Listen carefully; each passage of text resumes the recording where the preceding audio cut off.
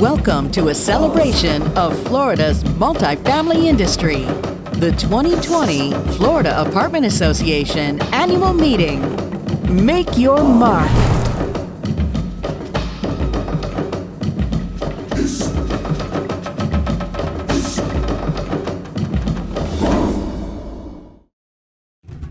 And now, the Executive Vice President of the Florida Apartment Association, Josh Gold. Good morning, and welcome to the 2020 FAA Annual Meeting, the first of its kind virtual presentation and celebration. This event is not only unusual for the association, it's also special for me. This is the first time in more than 3 months that I'm wearing something other than pajama bottoms or gym shorts. If nothing else this year, we've learned the importance of looking good from the waist up and keeping a good sense of humor. In any other year other than 2020, we'd be at the largest gathering of multifamily professionals in the Southeast, with 1,500 people in the room. And while we're sad not to be with you in person, FAA leadership believed it was very important to convene, albeit virtually, to celebrate the year's accomplishments and everything that's exceptional about the multifamily industry in Florida. At the beginning of this year, we were working towards an annual conference and trade show that would have inspired you to make your mark. We were thinking about how when Stone Age humans painted animals on cave walls, little did they know that tens of thousands of years later, those illustrations would help archaeologists to understand how they spent their time, hunted, and communicated. As it turned out, little did any of us know what the year held. It would be an understatement to describe the COVID-19 crisis that has gripped our nation and the world since early spring as a challenge. I felt like the universe was throwing one curveball after another. If you're a baseball fan, you know that when a pitcher throws a curveball, the ball seems to be moving smoothly until the direction appears to shift suddenly. If you swing at a curveball, you might miss, or you might send it over the foul line. There's also a chance that you'll hit a home run. FAA and our affiliates have done a great job of rising to the challenge presented by the pandemic. The crisis has caused us to be more nimble and more flexible than ever before in order to meet members' needs for information. For example, FAA had never produced a webinar before this year, but that didn't stop our events team from stepping up to the plate. Between April and August, we hosted more than a dozen webinars, some of which drew more than 600 attendees. Members who missed the original webinars have logged on to the FAA website to view recordings. If you've not yet done so, be sure to check out fahq.org/webinars. In addition to our educational webinars, we offered more than 10 legal webinars with FAA member attorneys to keep management members informed about the potential impacts of eviction moratoriums and other executive orders. FAA also kept members in the know about an important issue that's not related to COVID-19, but is vital for apartment communities. Specific legal requirements regarding human trafficking will go into effect January 1st. These requirements include mandatory training for certain on-site staff members. FAA offered training, free to members, in cooperation with the State Department of Business and Professional Regulation and the Florida Alliance to End Human Trafficking. More than 500 members participated in the free online training, which continues to be offered complimentary to FAA members on our website. You can learn more about the training and the additional requirements on our website or in the current issue of Multifamily Florida magazine. In addition to the webinars, legal briefings, and trainings, the FAA Government Affairs and Communications teams have worked tirelessly to produce and keep updated a robust COVID-19 resource center on the FAA website. Resources include a continually updated tracker of COVID-19 policies and regulations of Florida's 67 counties and many of its numerous cities.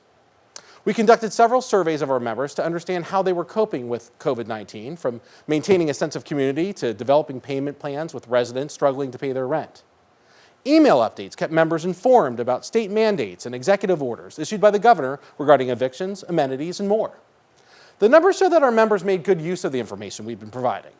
The average monthly impressions on the FAA website from April through July was 34% higher than the same time last year.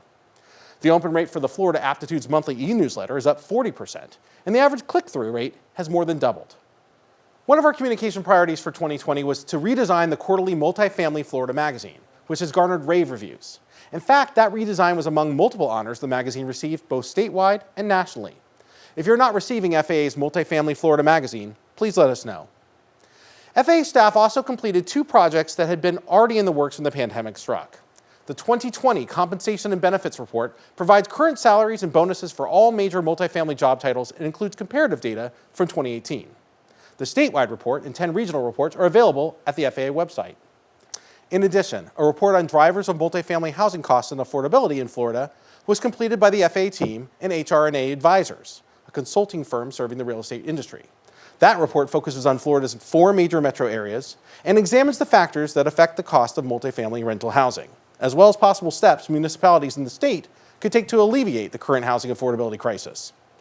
This research data will enhance the industry's advocacy efforts at the state and local level, which will pave the way for industry-focused solutions to address Florida's housing supply needs. Speaking of housing affordability, for the first time in more than a decade, the budget passed by both the State Senate and the House of Representatives included a full funding of the Sadowski Affordable Housing Trust Fund. Unfortunately, a portion of the funds were vetoed and replaced with federal CARES Act dollars. Even so, that money does remain in the trust fund, and FAA will join other members of the Sadowski Coalition to fight for those funds to be preserved for housing. Other legislation that will help address Florida's housing challenges empowers local governments to approve the development of affordable housing on any parcel of land zoned for residential, commercial, or industrial use. I'm especially pleased to report that a bill FAA advocated for over the course of 2 years has finally become law this year. This new law will reduce fraud and abuse when it comes to emotional support animals. Housing providers can now request reliable documentation if a renter's need for an emotional support animal is not readily apparent. And that documentation can't come from one of the many online certificate mills that have cropped up in recent years. Our advocacy didn't stop when the legislative session ended. In response to the governor's repeated extended moratoriums on evictions, FAA's government affairs team composed letters calling on the governor to enact rent relief as a more stable solution to the housing crisis made worse by COVID-19. FAA issued a call to action urging members to add their voices, and many of you stepped up and did just that. Our advocacy resulted in the governor revising his executive order and finally allowing evictions to be filed and processed by the courts. Only the final action for those adversely impacted by COVID-19 was suspended, an important win for rental housing providers. All in all, FAA continues to build our standing as the voice of the multifamily industry in Florida, not only in the halls of government, but also with the media. Newspapers and TV and radio stations from Miami to Fort Myers to Jacksonville to the Panhandle have sought us out to talk about the issues impacting renters in the apartment industry. One key component of FAA's relevance is having a seat at the table when laws and policies are being talked about. And the way we do that is to support candidates who understand the issues that are important to the multifamily industry and therefore to Florida's economy. The Apartment Political Action Committee, or APAC, has raised more than $166,000 as of September 1st, an increase of more than 20% over last year. And every dollar of that has been spent supporting candidates and ensuring FAA has a voice in the next legislative session. There's still time for you to contribute to APAC by shopping at our first ever virtual silent auction. Don't delay, because today is the last day to bid on some terrific items. Check them out and place your bids at faahq.org/auction. One last bit of news to share. I am pleased to report that after several months of construction and delays from COVID-19, we have finally moved in and have begun working in our new headquarters office. Our new offices are modern and efficient and include a conference room where we'll be able to host small meetings when it's safe to do so. Thank you for taking the time to celebrate with us. Celebrating our organization and all of you and all of our leaders is important, and we didn't want to skip it, despite the challenges of this year. As always, I encourage you to let us know how we're doing and share your ideas for how FAA can continue in our vision of being the recognized leader of the multifamily industry in Florida. I hope you enjoyed today's presentation.